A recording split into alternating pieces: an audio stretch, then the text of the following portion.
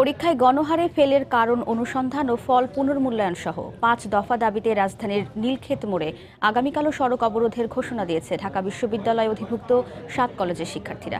প্রায় ৪ ঘণ্টা অবরোধ শেষে এ কর্মসূচি ঘোষণা করেন আন্দোলনকারীরা।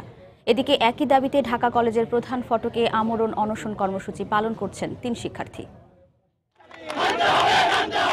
ঢাকা বিশ্ববিদ্যালয়ে অধিভুক্ত ৭ কলেজের নানা সমস্যার সমাধানের দাবিতে রাজধানীর নীলক্ষেত মোড় অবরোধ করে এভাবে স্লোগান দিতে থাকে শিক্ষার্থীরা। এতে প্রায় ৪ ঘণ্টা বন্ধ থাকে আশপাশের সড়কের যান চলাচল। শিক্ষার্থীদের অভিযোগ, শুধুমাত্র পরীক্ষা নেওয়া ও খাতা মূল্যায়ন ছাড়া শিক্ষা ব্যবস্থার উন্নয়নে কোনো ব্যবস্থাই নেয় না ঢাকা বিশ্ববিদ্যালয় কর্তৃপক্ষ। ফলে বিপর্যয়ের মুখে পড়ছে কলেজগুলোর শিক্ষা কার্যক্রম। তারা পরীক্ষার বেলায় আসে আর এবং খাতা মূল্যায়ন করে, এক্ষেত্রে তো কোনোভাবেই শিক্ষার উন্নত করা সম্ভব নয়। এই ৭টা কলেজ জাতীয় ইউনিভার্সিটির খুবই স্বনামধন্য এবং ঐতিহ্যবাহী ৭টা কলেজ। এই ৭টা কলেজের কখনো ইতিহাসে এরকম রেজাল্টে ধস দেখা যায় নাই, তাহলে হঠাৎ করে এরকম ধস কেন? ৭ কলেজকে ঢাকা ভার্সিটির আন্ডারে দেওয়ার পর থেকে মান কোনোভাবে উন্নয়ন না, আরো দিন দিন খারাপের দিকে যাচ্ছে এবং আমরা দেখছি যে 7 কলেজ ঢালাওভাবে শিক্ষার্থীরা ফেল করছে। যদি শিক্ষার্থীরা ফেলও করে তাহলে আমরা মনে করি এই ফেলের পিছনে অবশ্যই দায়ী ঢাকা ভার্সিটির শিক্ষকরা।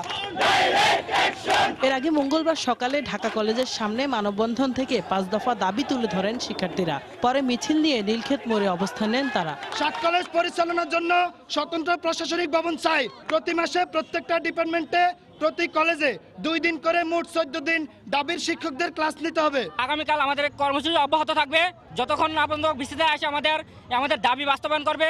একই দাবিতে ঢাকা কলেজের মূল ফটকে আমরণ অনশন কর্মসূচি পালন করছেন ৩ শিক্ষার্থী। সমস্যা সমাধানে আশ্বাস না আসা পর্যন্ত কর্মসূচি চালিয়ে যাওয়ার ঘোষণা দেন তারা। পরীক্ষা শেষ হওয়ার জাস্ট 90 দিনের ভিতরে আমাদেরকে রেজাল্ট পাবলিশ করতে হবে। আমরা সেই দাবি নিয়ে আজকে আমরণ অনশনে বসেছি। ঢাকা ইউনিভার্সিটির ভিসি, আমাদের সকলের অভিভাবক আখতারুজ্জামান স্যার যখন আমাদের আশ্বস্ত করবেন তখন আমরা আমরণ অনশন থেকে প্রত্যাহার করব। 2017 সালের ফেব্রুয়ারিতে 7 কলেজকে ঢাকা বিশ্ববিদ্যালয়ের অধিভুক্ত করার পর থেকে নানা অনিয়মের প্রতিবাদে আন্দোলন করে আসছে শিক্ষার্থীরা। কেফায়েত শাকিল, সময় সংবাদ, ঢাকা।